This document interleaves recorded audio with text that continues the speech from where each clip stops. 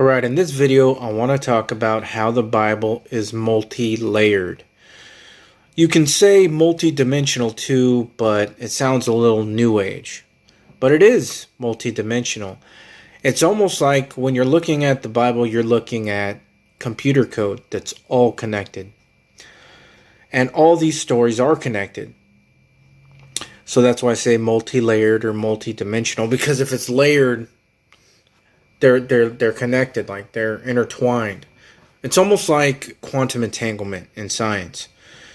If it's true, we don't know, but they say that if you separate an electron and a proton, and you take it, the one half of it, like 1,000 or 5,000 miles away, whatever you do on this side will still react the same as if they're still together. Quantum entanglement. So that's how the Bible is.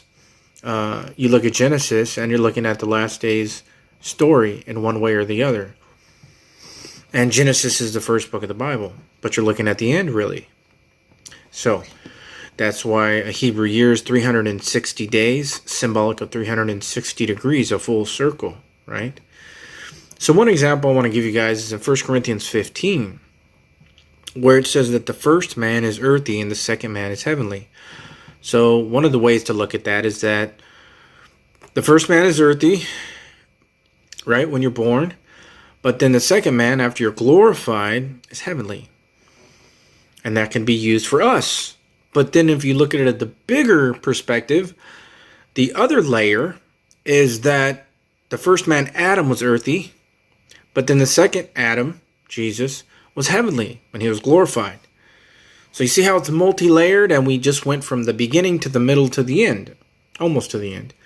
The book of Genesis to the book of Matthew to the book of 1 Corinthians 15, and it's all connected. It's multi-layered or multi-dimensional, quantum entangled. Okay. Another way to look at this is the story of the talents.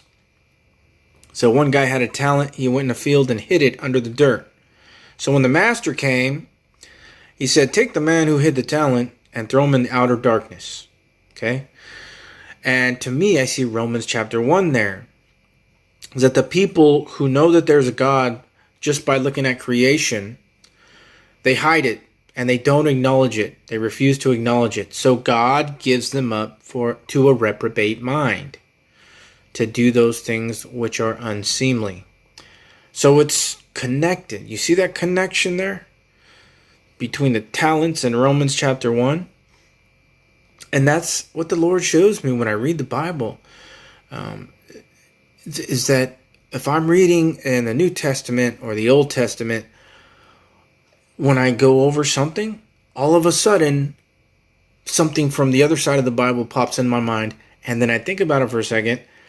And I go, oh, that's just another layer of that over there. And it's amazing.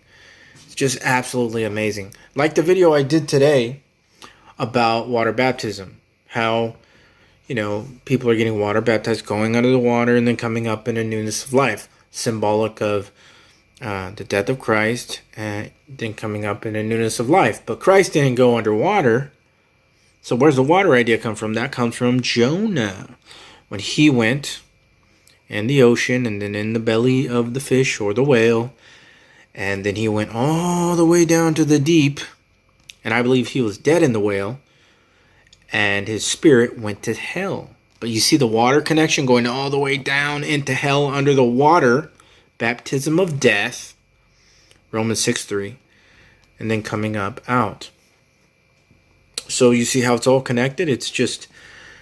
It's amazing. It's amazing when you start to make these connections. It's God. It's God. It's when I'm reading something, all of a sudden, something else pops in my mind. I go, that's connected with that and that and that and that.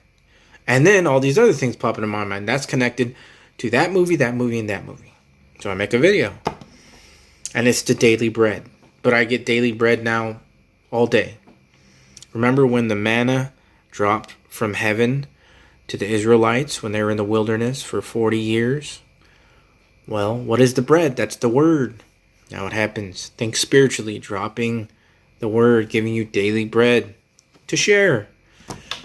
every day. Incredible first night. Right above us.